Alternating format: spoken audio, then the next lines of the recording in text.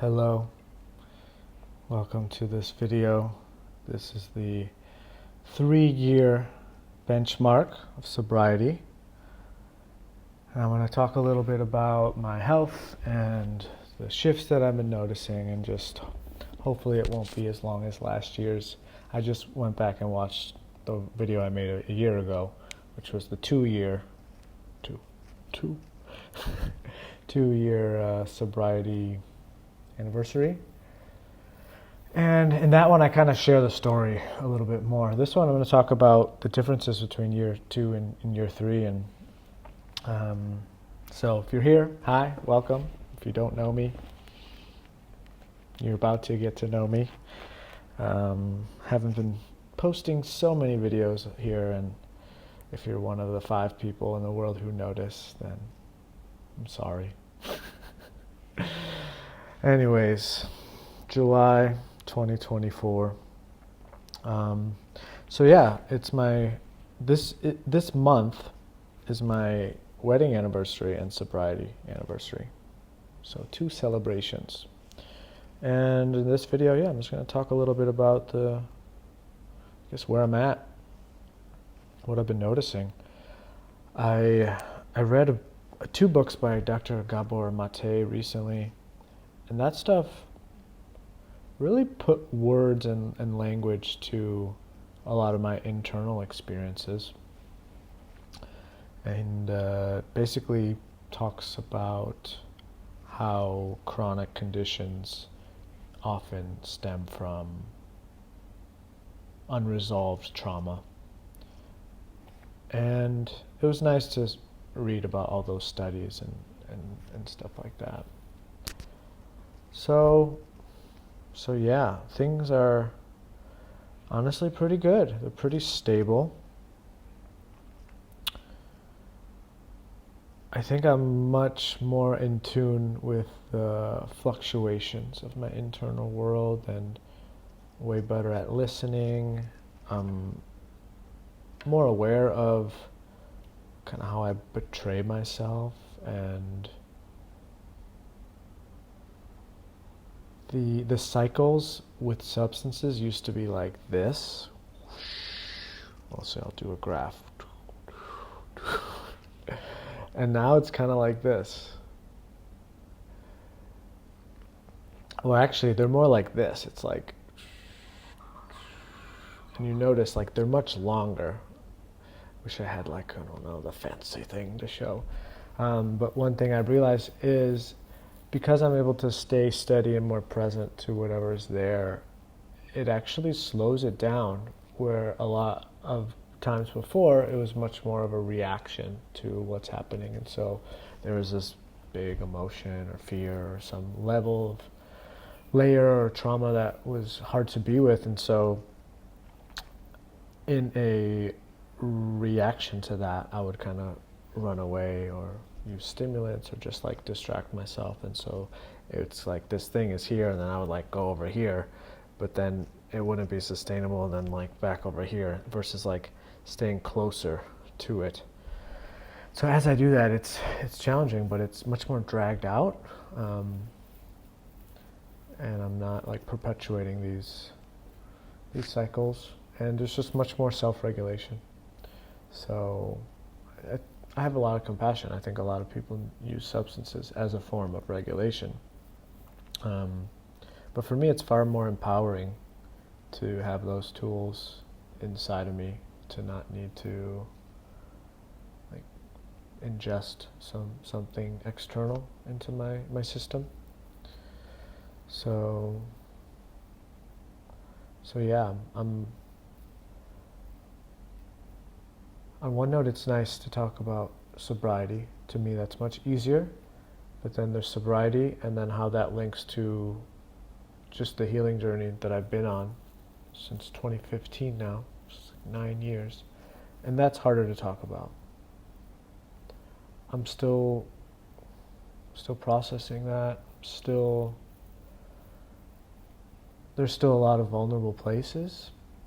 And I think in the past, because I was less connected to myself, I used to share things that not all of me was ready to share. It's just for me to know, and not yet for others, let alone the public. And there's definitely a lot of that I feel as far as this goes. That being said, I rarely talk about my condition. I don't know if labels are useful these days. I'd rather share what's present day to day, or what I'm getting much better at is I decide how things are, and I put a positive spin on that, and then I deliver that to whoever asks me how I'm doing, and then like boom, it's kind of like end of conversation if I present it in a way that's like, yeah, things are pretty good, life has its ups and downs, blah blah blah. But I found that, yeah, like when I share that vulnerability, it's almost like an invitation for some people to come in and just feel like they got to come and fix me or save me, or they're not comfortable with the truth of my vulnerabilities. And so I don't really share deeply and honestly with that many people anymore as I used to. So that being said, I'll try to do a little bit here, just for you. 2015, chronic headaches just kept increasing. It was like, not every day, but most days. It was like a thing. 2016, finally my family convinced me to seek out a naturopath. And since then, everything has been topsy-turvy, in a good way, because I think the way I was living then was very toxic, very disconnected, very unstable, unsteady, unhealthy. So topsy-turvy in a good way, but of course that has ruffled my feathers in many different ways. And then early 2016, I started with more conventional approaches, seeing ear, nose, and throat doctor, internist, etc., brain doctors, neurologists, and it's just crazy to think how it's been 9 years, more or less. It's hard to put like a start date on this because it just slowly built. 2016 is when I started taking action and seeking help from professionals, and that's when I started getting daily headaches. But before then, I think it was still a chronic thing. It was just like a few times a month or once a week or a few times a day. I'm not sure. I wasn't really like conscious. I guess I could probably sit with it and remember and have a more honest answer. But it's been a while, 8-9 years. And so what I'm sitting with today is just how the fact that most Western doctors, medical doctors, MDs, to them what I am experiencing is an incurable condition. From their view, these are the ones I've talked to. Hopefully there's a small group who think otherwise, but I would say this is the blanket reason that I was met with, is that there's a lot of statistics that a lot of people have it. It's incurable. The best we can do is mitigate the disease or the symptoms, And most people who have a chronic illness end up getting depression, so we might as well just start medicating you for depression as well. So that's like my original diagnosis, if you will. I like how Dr. Gabor Mate talks about how like a diagnosis doesn't really say much. It's just like it points to the symptoms, which points back to the diagnosis. It's like, how do I know I have chronic tension headaches? Because I experience a headache in this part of my head and this frequency and this intensity. How do I, and then that points back to the diagnosis. So it's kind of a little circular. Anyways, from that perspective, I think I'm doing quite well. The fact that maybe it's been a while and it's a journey, and I'm still, sometimes it's tough to get out of bed and I wake up with headaches, and it's not the fantasy life that one may imagine. But put my life in perspective with the fact that most doctors would say that this is incurable. I'll just have to manage the symptoms and live with it for the rest of my life. And then this is something I was told at age 25, I think, 24, 25. So it's like, that's daunting just to think like, oh geez, I'm going to have this for the rest of my life, 60, 70, 80, 90 years, whatever. And so the fact that I'm 8 years in and that I'm mitigating the symptoms on my own, the frequency is less, the severity is less, I'm finding more inner stability, I'm able to self-regulate, I have the skills, I'm able to sit inside of myself and watch the patterns that are at play, and even if there's nothing I can do to mitigate the symptoms, at least I know what's going on inside of me. I can see the resistance to the pain. I can usually connect some sort of external happening to it. For example, I have a conversation about a specific topic, so that brings up stuff, or I'm at a crowded place and it's overwhelmed, or there's tension with my partner, or I'm doing a work project and that brings up stuff. So I'm able to pinpoint externally what it's related to, where for a while it was just random. And I once had a teacher when I was saying like, a counselor, teacher, spiritual advisor, I was talking about like, I was just like super frustrated and defeated. And I was just like, I don't know what's causing these headaches. It's random. Like it feels so random. And I remember how that was so disempowering for me. And what he said was like, it's not random, it's just subtle. It's not random, it's just subtle. And here I am like 7 years later since I had that conversation. And something in me is just clicks. I'm like, yeah, it's not random where I get headaches, how they come, why I'm getting headaches. It's just very subtle. And so I'm able to use my sensitivity to see these subtleties, where a lot of the substances that I was using was just kind of suppressing my sensitivity because it was too much to feel. So yeah, it's not all rainbow and sunshines, but there are some times where I feel like super connected to this stream of creativity, an experience that I used to get a lot when I was high. It's kind of this like, I don't know, infinite potential of just like anything I want to create, it's at my fingertips, boom. And I have these lesser moments of those, and it feels so great to know that that's accessible without drugs. Just to be like, oh wow, like I am inherently a creative being. Like I'm connected to the source of creativity without needing to take chemicals. So that's been pretty cool. Of course, not always. It's often fleeting, but I've had enough of an experience just to know that like, this is here. Because it's one thing when people say like, they're just a crutch, you don't need these drugs, it's all inside of you. But until I really experience it, it's just something someone said. It's not as much a felt reality. So that's been pretty cool.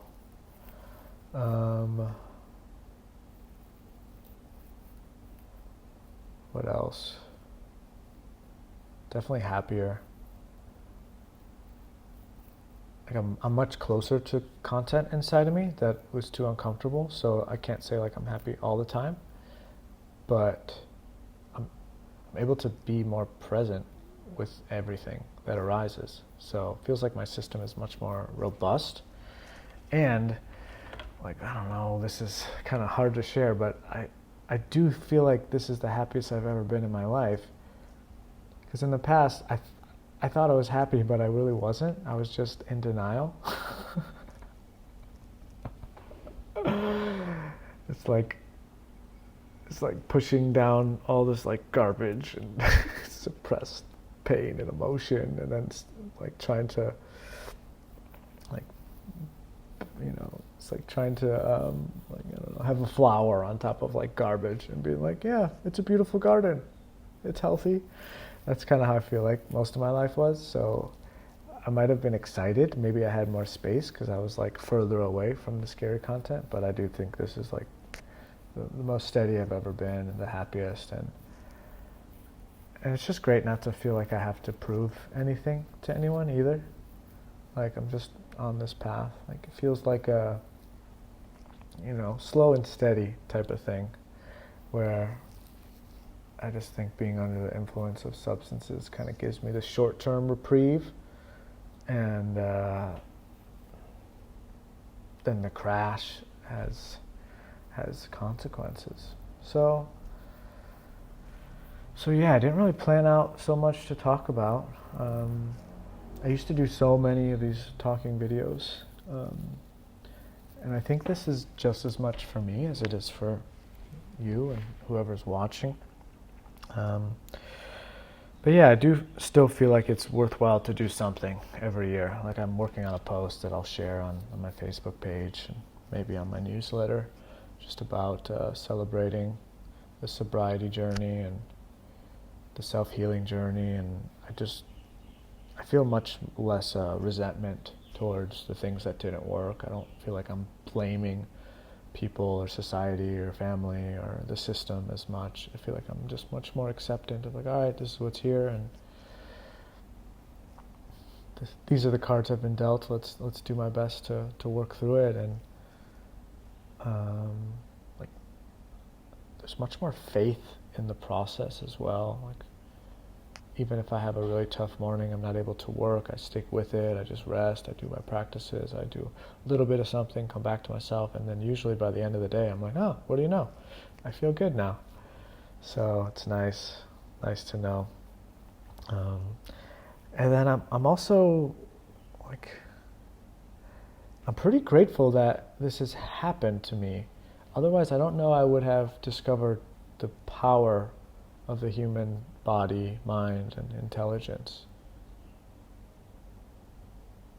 I think most people are unaware to that, and I used to think this all the time, like, oh, I must be broken, I need to be fixed. And I think again, like, I wasn't aware to the subtleties. I thought it was all random, and I wasn't able to live up to a certain expectation that I had internalized that wasn't really mine to begin with. It was conditioned.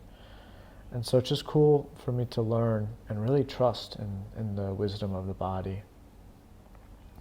And I think that's a gift. Like I look around, most people, they have no idea. And I used to be in that boat of how living in so much fear of the fact that like this stuff is happening to my body, it's random, there's nothing I can do about it. Like the narrative that people have around most illnesses is not very empowering. It's like, well, we don't know. Some people just get cancer, others don't. It's like, to me, that's super scary because it's this unknown thing of like, oh, what am I doing? Is it because of the food I'm eating? Is it because of this? Is it because there's paint on my walls that's toxic? Versus what I've been doing, I guess, is just really slowing down and being able to pinpoint exactly what it is that's causing me distress or discomfort or some sort of dissonance. So it's been a heck of a journey. It truly has. It doesn't feel authentic to be in this like, I just want to express so much gratitude to all my friends and family who support me. Honestly, I don't feel that way. There's only one person that I want to express gratitude, the therapist that's been guiding me, and to be honest, like she doesn't even need to hear it. Like me expressing my gratitude for her is like embodying the wisdom that she's been pointing me to. Like that's far more fulfilling to her. And so I guess so then it just comes back to me, I guess. I think that's hard that's hard at this point, just to really like allow myself to receive the words that I'm saying, to really believe them, to let it be enough, to have appreciation for myself and everything else on this journey, and acknowledge the work that it's taken to get here, and also the courage, the choices I've made, and really accept responsibility, credit, because no one else has done it for me. So yeah, so that's where I'm at. 2 years sober. I don't miss it. There's no substance I miss. I may want to change my experience, and a substance can be a bridge to that, but I don't think like, I'm longing for that. I miss that. When I look at other people doing stuff, I don't really miss that as much. I'll say a tiny, tiny bit, but then I'll explain why I don't miss it so much. Is I used to miss the spiritual high, the deep sense of oneness and connection that I have felt often on mostly mushroom, ayahuasca, peyote, some of the psychedelics, mescaline, psilocybin, DMT. And so sometimes when I hear about people going to journeys or having experience, I'm like, oh, I miss that. But recently, if I'm quiet inside and steady, like I can tune into that energy, and I still feel it inside, the feelings that I had in those ceremonies, under the influence of those substances. It's like it opened up a relationship or a connection, a portal, or maybe it just like connected something in my brains. And when I'm really quiet and still, I can call back that memory and feel it in my body. And that's pretty cool. So that makes me miss the substance less, knowing that I have had that experience and that it still lives inside of me. And the other day I was